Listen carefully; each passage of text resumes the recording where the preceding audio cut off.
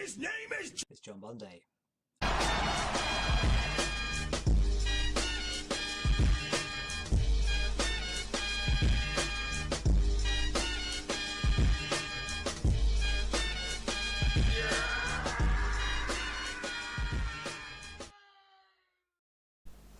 It is Wednesday, the 6th of November, and game 41 is beaten, and it is Metal Slug on the PC. So, as long as there was no big delays, then me and James, aka formerly Sweet Radish Gaming, now Super Radish Gaming, should have had our podcast episode out in which we talked about this game. So we did co-op via Steam on the PC, and yeah, it is incredibly fun. Like, I had actually not played the original before. I say not via MAME or anything, but because I played Metal Slug 3 years ago, because I got that on Steam. But when James suggested playing this game, I was like, yeah, sure. And funnily enough, the day we said, oh, we'll play it, neither of us owned it, but we're like, okay, we'll play it. It went 80% off on sale on Steam, so it cost like £1 to buy it, so even better. Anyway, so fantastic visuals, fantastic music, and gameplay. Like, you know, no wonder this game is so highly regarded. So, yeah, the Steam release did have a bit of slowdown times, but to be fair, I'll accept that the fact that it was so easy just for us to go, okay, invite friend to play. And we were in. So, and by the way, I was second player on that screenshot, so I didn't have as good a score as James, and I had more continues used, but that's because I was more nonchalant and like getting in there and just throwing bombs. So yeah, in all honesty, go and play this game. There are ports of it everywhere. Grab a buddy, do it. Just play it. You'll have a brilliant time. Crack open some beers and, you know, free some POWs. It is Tuesday the 12th of November, and yesterday on the 11th, I beat game number 42, and that is Batman on the Mega Drive.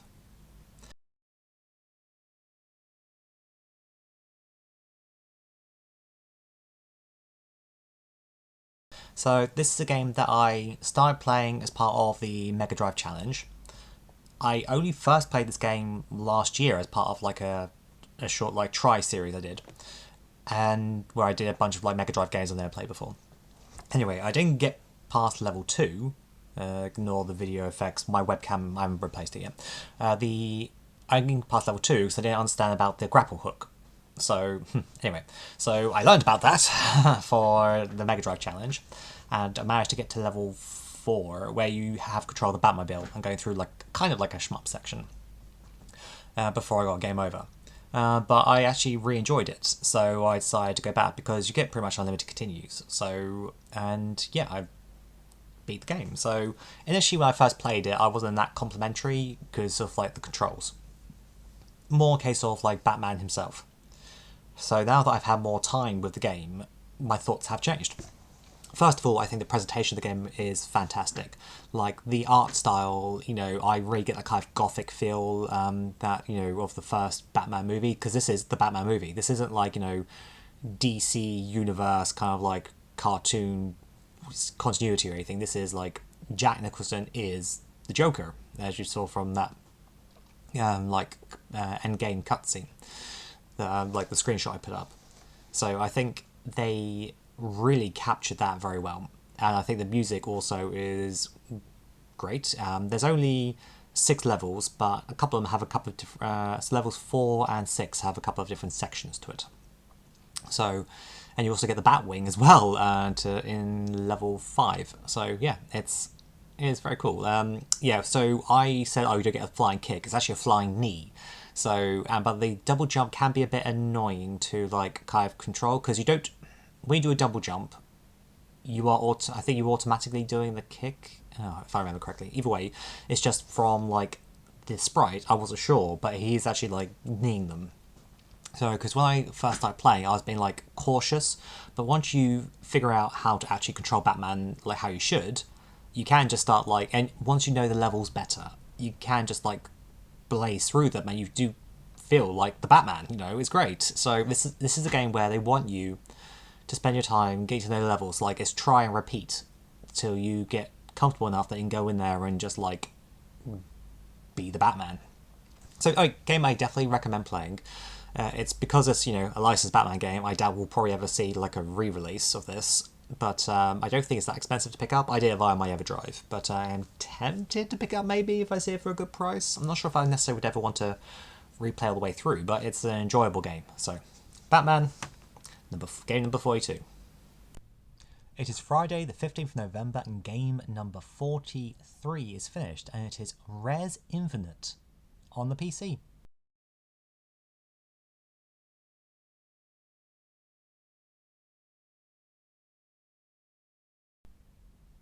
So this game is a remake of Rez for the Dreamcast, and I think that was also ported to the PS2.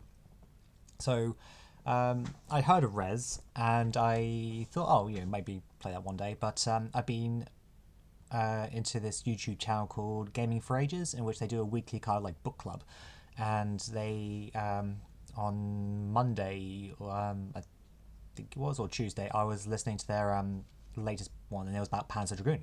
But then they said at the end, "Oh, we are going to be doing Reds in the next episode." I'm like, okay. And by the way, I had a few whiskeys at this point. Took a quick look, and I was like, "Oh, they did a remake." And then I found a Steam key, so which, because it's £20 on Steam, not on offer, but I found a key for like £7.50, £8. Anyway, so bought that, and then yeah, so the game feels like kind of like an evolution, not evolution. It takes cues from Panzer Dragoon in the sense of you are locking on and destroying enemies as you're going through levels. So you don't really move your character around that much, and it also is possible to go to like your left, your right, your behind, but you have less control over that. Usually, it does it automatically when you're going through the levels. So in the original game, like I don't play the original, but as far as I understand it, the original game had areas 1 to 5, because the whole point is you're a hacker trying to figure out why an AI has gone dormant.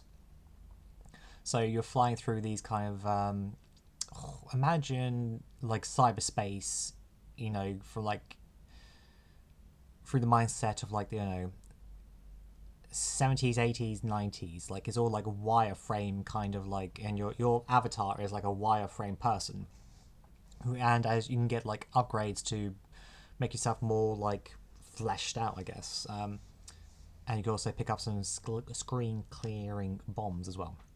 But anyway, you're flying through these levels, and and at the end of each area is a boss. There's also, if you just want to fly through and not get game overs, there is apparently like a mode for that, but I played it where you could get game over. The achievement for clearing area 5 is only unlocked if you do it if you can potentially get game over. Anyway, I quite enjoyed it. But then what they've added in for this remake, and part of the reason why you should pick it up, is called Area X. And this kind of feels like a proof of concept for let's get a proper sequel. That's what it felt like to me, because it's now like, oh, we're doing Rez, but we're doing it actually. We gave you the remake of the other areas, of areas 1 to 5, because we had to do that. But this is what we really want to do. So instead of being like wireframes, it's all like the shapes are made out of like color dots, and it's like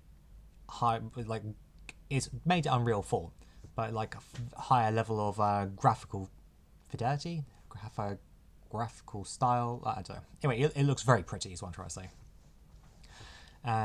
But you can see, I feel like this is like they want to do more of this, and this was like maybe a pitch to Sega and say, look at how good this is, and it feels well received. They would have carried on in this direction, but no. So, because even at one point there's like a branching path to like one of two different bosses. As far as I'm aware, the bosses are identical, so I'm not sure why they count as two different ones. But either way, I got the achievement for both. But yeah, it's. I also talked about this because this will probably come out after the episode, but on episode 2 of mine and James, Super Radish Gaming podcast. That's one of the games I was playing, so that's it. Yeah, it's also available like I think Xbox, PlayStation, Switch as well. So that sounds interesting. I mean, I would probably say get on discount. It does go on discount. But yeah, also I've had two people separately tell me, "Oh, you should be playing that in VR." I was like, "Okay." So it also supports VR as well. So apparently that is also very good. So yeah, but yeah, Res Infinite, another Dreamcast game, because I did say on that podcast like I've been tempted by getting a mini Dreamcast, but then like I keep playing the ports of these games to other places, so why would I get the original console anyway? It is Monday, the 18th of November, and game 44 is finished, and it is Streets of Rage 4 on the PC.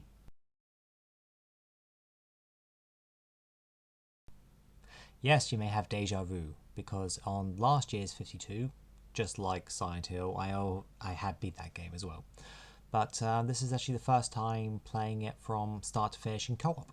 So, yeah, I mean, I've been in the game loads of times before, but it's the first time actually doing starting from the very first level all the way through co-op, which is quite cool actually.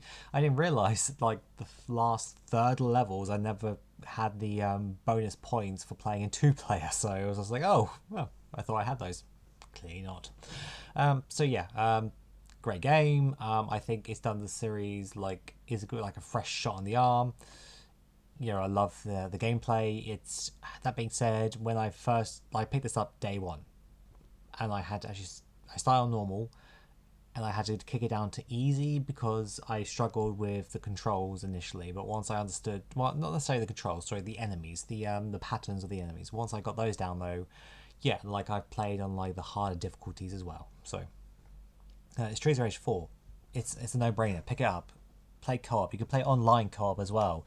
It's 4-player. I think it might be a 2-player online. Let's if you do like Steam Remote Link, whatever. Anyway, play Streets of Rage 4. It's a great game. Play it. It is Wednesday, the 20th of November, and game 45 is finished, and it is Fight and Range. Rage for the PC.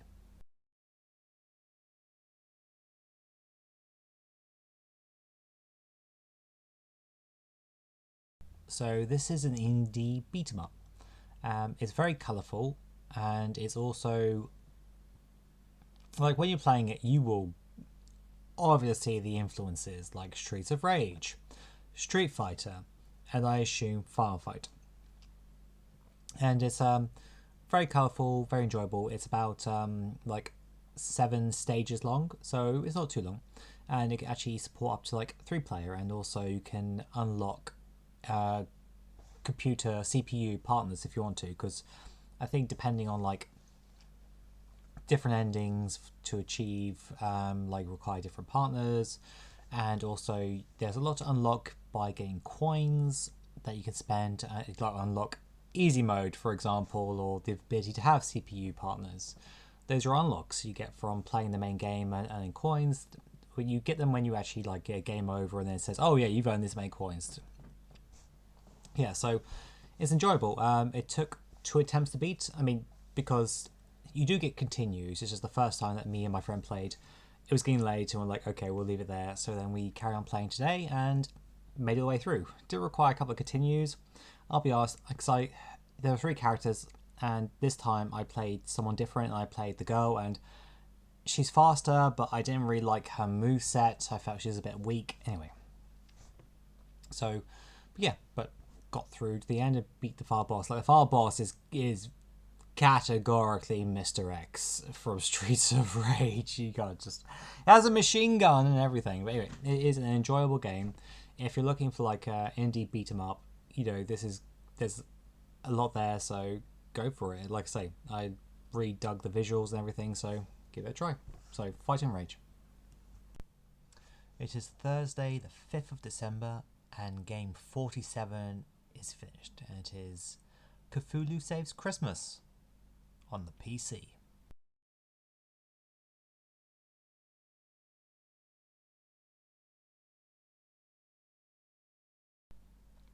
So game 46 was Lost Odyssey, which I did a separate video as the 12th RPG, and Cthulhu Saves Christmas is also an RPG, but because I've now done 12 RPGs, I've just now rolled this into the 52 game video. Anyway, So, Cthulhu Saves Christmas. That's quite a title. So this is by Zeboyd Games. They've known for making indie JRPGs, pretty much, with a bunch of quality of life improvements as well, all in like the 16-bit style, and played pretty much near enough all their games. So this is actually a prequel to Cthulhu Saves the World, which you can get stupidly cheap, and is bundled with their first game, Breath of Death 7. It's a play and word. There is no 1 to 6. It's just that one. Also, both of those are worth playing as well. So yeah, Cthulhu Saves the World.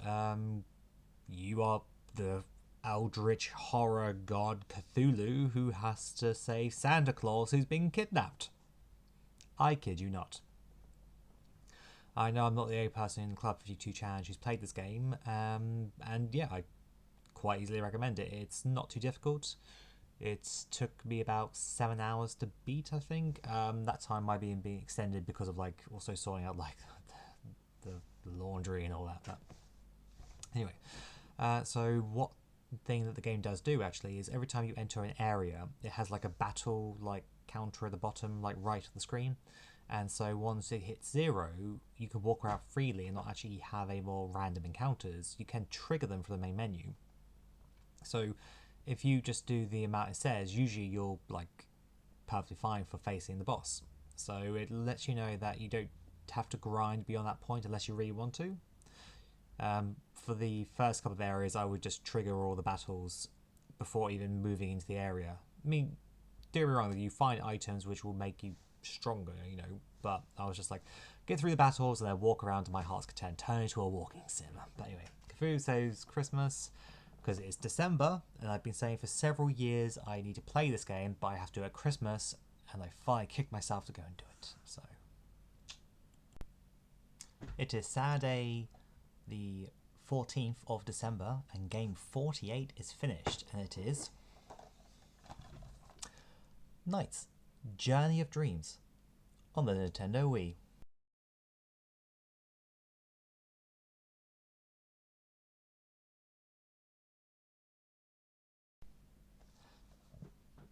So, Knights Journey of Dreams. So this is a game, something that I wasn't originally like aware of until like a couple of years ago, where I first played Knights into Dreams. I heard about the Wii sequel, and then people said like apparently it wasn't very good. But then when Eddie Roller X Core, decided to set up a bunch of his games, and he was doing this one pretty cheap, so I thought I'll give it a go, because I was playing Knights with James, was Sweet Rage Gaming, but now Super Rage Gaming.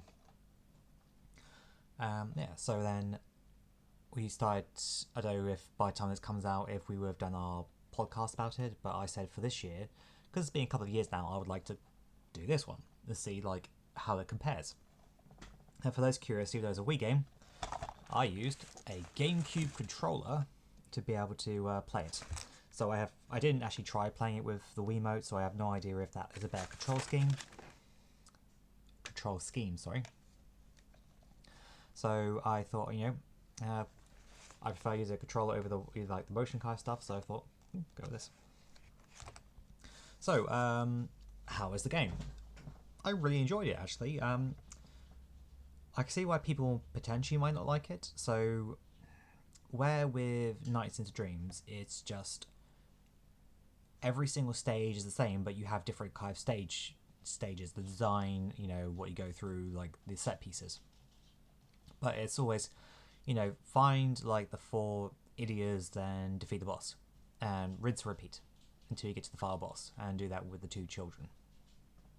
In this game, there is 2 children again, but they actually have like cutscenes with dialogue, as in like before each mission there is like voiced cutscenes and everything, and then it's not just the same style of gameplay. So when you start with a child, there is like a kind of hub area, and there are several doors, and then each door is a different world, and in each world there are 5 missions you can do. The first mission is always similar, or pretty much kind of like the same of the traditional Knights gameplay, which is only 3 rounds, but you have to go through, get to a bird to collect a key for a cage, and then you carry on, and then you defeat the boss afterwards. And then the 5th mission is that same boss, but a harder version of it. So kind of like the first mission is kind of like training you to how the boss works before you fight a harder version, which works quite well. Missions 2, 3, and 4 can be like something, I say random, it's not random, but as in like they kind of reuse them throughout the various other missions you'll have between the 2 children. It could be like a challenge of getting through a certain amount of rings. Not you have to get through the amount of rings, as in there's this like little octopus thing that will create rings, and you'll say you have to get a link of like 35. Link is when you get like the little blue orbs, or you go through a ring and you can actually, it starts counting them up. Or there's ones where it's like one of them, there's like a volcano shooting out jewels, and you have to like catch a certain amount of them, or stop a bunch of Nighttopians being sucked into a vortex by doing power loops, things like that. So there are also some on-foot sections, so there's the odd level where you actually play as, well, the children, and Knights isn't there at all. You have to go find Knights. I think some people didn't really like that. Yeah, the gameplay is a bit of a shift, but I think they were just trying to like mix things up, which, you know, I don't blame them for. So this game kind of feels like a remake slash sequel. I mean, it's different children and different stories, so it's not just the first game but redone. It's doesn't expect you necessarily to have any experience with the previous game, even though like all the music pretty much is there. Like any song you recognise from Nights of the Dreams, it's here. There is also so the final boss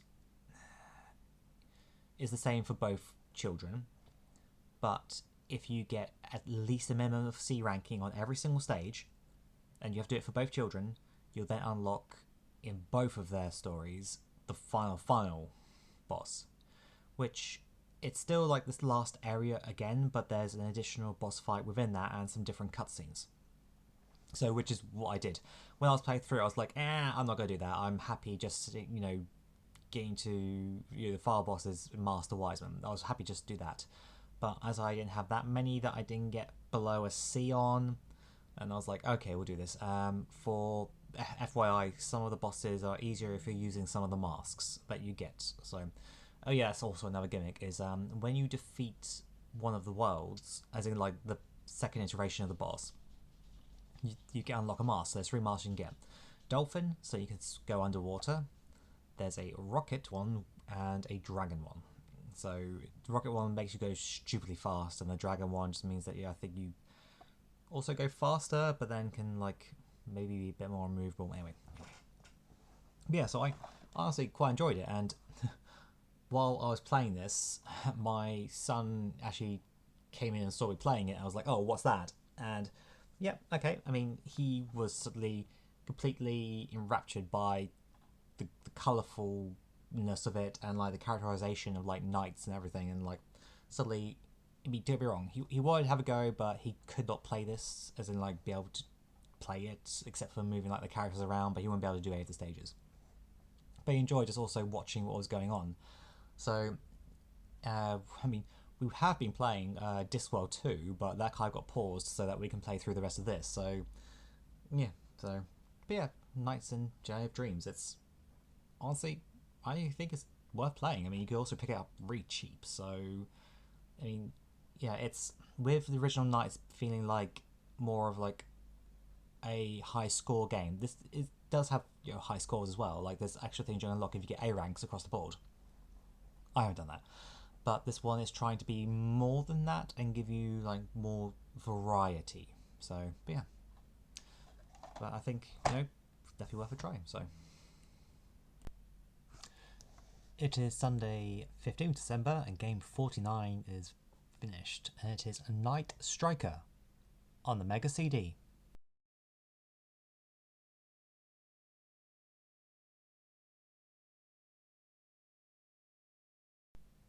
So this is a game that came out only in Japan, but I converted it to run on PAL Mega CD consoles, which is something I do. For those who haven't seen those videos, I like to take American, Japan only Mega CD, Sega CD games and make them run on PAL consoles.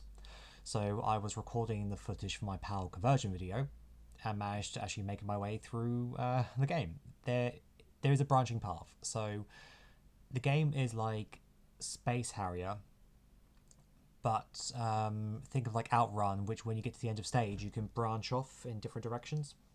So I just went all the way up the left-hand side, which when you watch this is probably on the right. But anyway, so yeah, that it's a fun, enjoyable game. Like, depends if you like Space Harrier. Pretty much, it's a like sci-fi cyberpunk kind of aesthetic because you're like a little spaceship aircraft thing instead, flying around like nighttime neon lit, cities and things like that. So yeah, it's a fun game, definitely worth a try. When that video gets released, might come out after this one, there'll be a link into the conversion if you want to try it out. But yeah, it's a fun game and plenty of replay value for trying out the different stages. So it is Thursday, December 19th, and game number 50 is finished. And it is Discworld 2 on the PlayStation 1.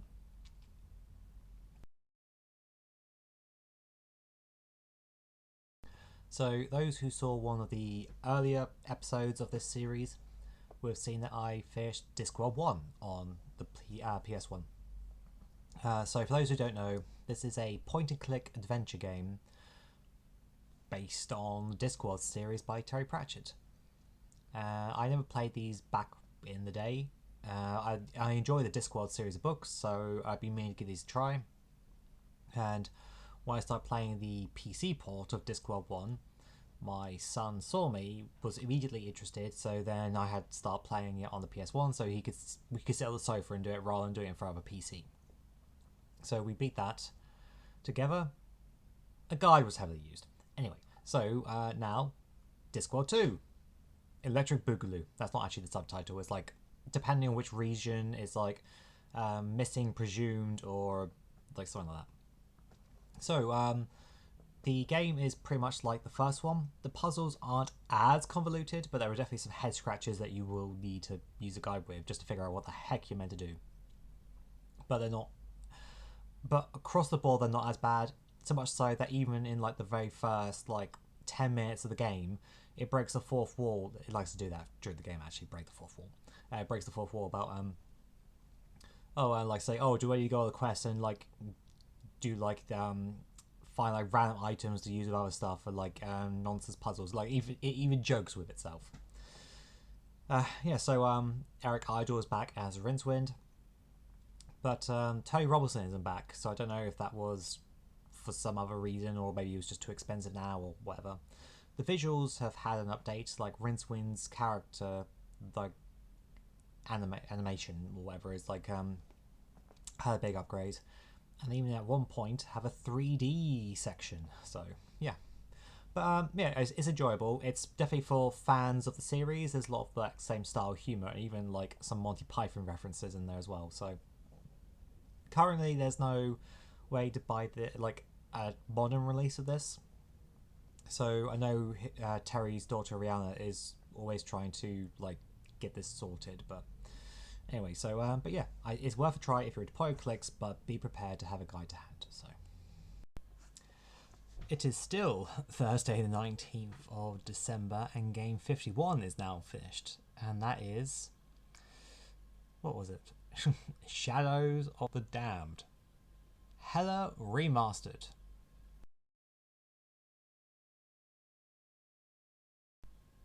So this is a game by Suda51. So I'm aware of Suda's work. I've also played last year No More Heroes. Is it No More Heroes? Yes, it is No More Heroes. Sorry, it's late. So I wanted to play his other games, but I didn't think I was aware of Shadows of the Damned. But the reason I played it is because it is the recording the current Club 52 challenge. So the game that got spun on the wheel, and why am I struggling with words? Okay, for those who are unaware, Club 52 is a group about people just trying to play their games, but also we do a monthly challenge or monthly ish challenge. Everyone puts games into a wheel, and every time it gets spun, and then your game gets picked. As in every like month to 6 weeks it gets spun. So, and this was actually Dylan's choice, who picked this, and it's got a remastered released I think earlier this year. So I decided to give it a go, and it's a really fun game. Don't get me wrong. Initially, during my first hour, I wanted to hurl my controller through the TV, but that's more to do with learning like the patterns of like the. It wasn't actually a boss, but it was like a stronger enemy, and not realizing that I was meant to use the light shot to stun it so that it would turn around and then like shoot us back. But the upgrades are also very important to make things more enjoyable because of like your weapons doing more damage, so forth, having more health. But yeah, definitely worth playing. It's not. I would say it's not too difficult a game. I think my controller might be a bit busted because you need to have like a lot of accurate kind of firing, like very accurate, and even the aim assist isn't exactly brilliant in this game. But like I would go to aim and say my character would keep like walking or moving, so the amount of shots I missed. Anyway, but yes, it is. There is so much style in this game, like characterization, like so sorry, you play a demon hunter whose girlfriend gets taken to the underworld because of course she does, and so damsel in distress kind of situation, and you're in the underworld as well, and there are a lot of dick jokes, a lot of dick jokes, but yeah, it's a very enjoyable game and worth trying out. So one more game until I've beaten the challenge, and I have already installed it. For those curious how I managed to beat two games in one day, I didn't. Discworld 2, I've actually been playing with my son for months, on and off. So we finally finished it. Whereas Hello Remastered, or Shaz Dan Hello Remastered, played over the last 3 days. So I even paused playing GTA 4 to play this, and the next game I beat won't be GTA 4 because I don't think I could beat it this year. So I will probably make that the first game of 2025, but we'll see. It is December 25th, and game 52 is beaten, and it is Far After on the Game Boy Color.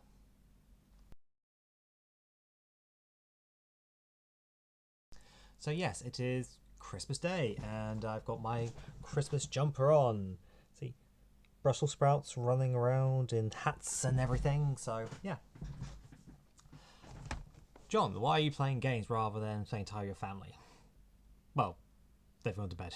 No, so last couple of evenings, I've actually been playing the Game Boy while sat on the sofa with the missus, because this was actually a Secret Santa present.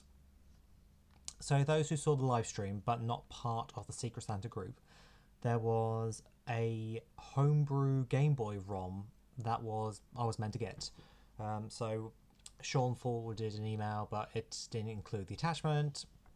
But he sent it to me after, and yeah, so it's a game called Far After. So it's an action RPG, and it is not a Game Boy Color game. It is a original Game Boy game, but playing on a flash cartridge on the Game Boy Color. Yeah, so you play as, I can't remember the boy's name, but a boy who lives in a village and everyone has magic, but you're not born with it. You eventually develop it at some point during your childhood, and so you wake up and you now have magic. But you only have like one spell, so you now have to learn spells from the other people within your village, and you have to go out and like defeat enemies to get items that you can use to trade with the other people to learn more spells. There's also some platforming as well. The game isn't too long, and also it's not really spoil say it ends on a cliffhanger. So this definitely feels like a part one. So which seemed a bit odd. Like it ended in a way it feels like the game really would open up into more. So I'm glad I got the ROM. If I bought the full package, I might feel like, where's the rest of my game? I mean, go wrong, it's the present. It's awesome. It's just that if you were buying, because you can buy a physical copy, that you might feel like, you know, where's the rest of the game? Whereas getting a ROM is like a great taster for what the dev is doing, and then if they do a part two, then you choose if you want to carry on. And hopefully you start the game with all of your abilities and you don't have to relearn them, unless if the second one will be a part two, part one together, but then you have to replay part. Anyway, doesn't matter. Anyway, yeah. So yeah, I'd definitely recommend giving it a try. Like I say, the ROM would be my probably suggestion, just because of the fact that it feels like it's not a complete game, but still enjoyable. So 52 games. And I'm probably going to really leave it there, I think, for the rest of the year now. I have been pushing to try and beat 52 games. And I feel like just watching the TV. So, yeah. But we'll come back in 2025. So, take care and bye for now.